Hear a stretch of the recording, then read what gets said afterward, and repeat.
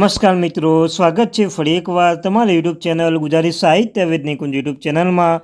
હું નિકુંજ પરમાર આપ સૌ તહેદિલ સ્વાગત કરું છું. તો મિત્રો, આજના વિડીયોમાં ચર્ચા કરીશું મિત્રો પેન્શનને 50% ડીઆર થઈ જશે, સાથે સાથ બીજા પણ અન્ય પણ લાભો મળશે. લેટેસ્ટ અપડેટ એના વિશે મિત્રો આ વિડીયોમાં ચર્ચા કરીશું. તે પહેલાં મિત્રો જે વોટ્સઅપ ચેનલ ટેલિગ્રુપ ગ્રુપ બંને બનાવ્યું છે તેની લિંક ડિસ્ક્રિપ્શન મૂકું છું મિત્રો, હશે જોઈન થઈ જજો. ચાલો વિદ્યાર્થી મિત્રો વધારે સમય બગાડતા વિડીયોની શરૂઆત કરું છું. કેન્દ્ર સરકારના કર્મચારીઓને તેમના પગારમાં વધેલા મોંઘવારી ભથ્થામાં મળવાની રાહ જોઈ રહ્યા છે. હાલમાં કર્મચારીઓ તેમના મૂળ પગાર અને અન્ય ભથ્થાઓ સાથે ડીએ 50% પ્રાપ્ત થાય છે, પરંતુ આ વર્ષે પણ તેમાં વધારો થવાની ધારણા છે.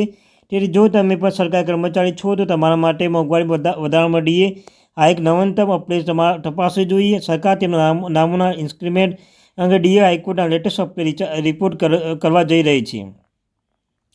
7મા પગાર પછી જોગવાઈ અનુસાર 7મા સરકારી કર્મચારીઓના મોંઘવારી ભથ્થામાં વર્ષમાં 2 વખત વધારો કરવો પડશે. ડીએના વધારો દર વર્ષે એઆરસીપીઆઈ દર નક્કી કરવામાં આવે છે. તે વિવિધ ઉત્પાદનો માટે મોંઘવારીમાં વધારો માસિક ડેટા છે. તારીખ પછી સરકાર મોંઘવારીમાં મહિના મુજબના વધારાનું વિશ્લેષણ કરશે અને કેન્દ્ર સરકાર માટે મોંઘવારી ભથ્થામાં વધારો કરશે.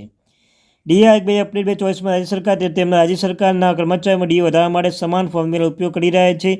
એઆરસીપીઆઈ દર મહિને મોંઘવારી ભથ્થા માસિક વધારો ડેટા જાહેર કરે છે.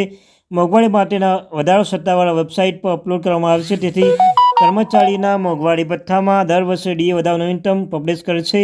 તે પછીના અનુસાર ડીએ વધારવાની અપેક્ષા રાખી શકે છે. કેન્દ્ર સરકાર તેમના કર્મચારીઓ માટે 2 થી 3 વર્ષના 6 મહિના અંતરાલમાં 4 ડીએ વધારી રહી છે.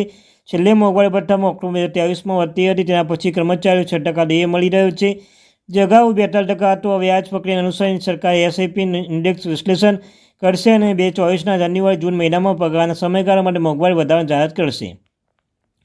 જો કે આગામી ડીએમાં 54% સુધી વધારો થવાની ધારણા છે. તેથી કર્મચારીઓ માટે ખૂબ જ સારા સમાચાર કહી શકાય. તેમના મૂળ પગારમાં સાથે વધારાનો અડધો પગાર માત્ર દરમાં મેળવી શકે છે. આ ઉપરાંત એચઆરએ, મેડિકલ અને મુસાફરી ભથ્થામાં વગેરે સહિત વધારાની જાહેરાત પણ તે મુજબ પ્રદાન કરવામાં આવશે.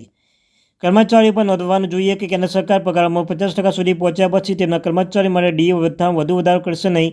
7મા પગાર પંચ મુજબ એકવાર ડીએ પગારના અડધા અથવા મૂળ પગારના 50% સુધી પહોંચી જાય છે, સરકારે મૂળભૂત પગારમાં રકમ ફરીથી સુધારો કરવો પડશે. તે પછી ડીએમાં પણ 0% શરૂ થશે. તેનો અર્થ એ છે કે જો કોઈ કર્મચારી 18,000 પ્રતિ માસ મૂળ પગાર 50% ડીએ મળતો હોય તો તે ચોખ્ખા પગારમાં આશરે 27,000 વધારાના ભથ્થા પ્રાપ્ત થશે. તે પરંતુ મહત્તમ 50% ડીએ સુધી પહોંચ્યા પછી તેને ફરીથી સંશોધિત કરવામાં આવશે અને જે દિવસે 0% સુધી થશે. જો કે બેઝિક સેલેરી સ્ટ્રક્ચર પર રિફોર્મ કરવામાં આવશે. 7મા પગાર પંચ નિયમો અનુસાર વાતમાં બેઝિક વેતન વધારાના 50% ડીએના સમાવેશ સાથે મૂળ પગાર સુધારો કરવામાં આવશે.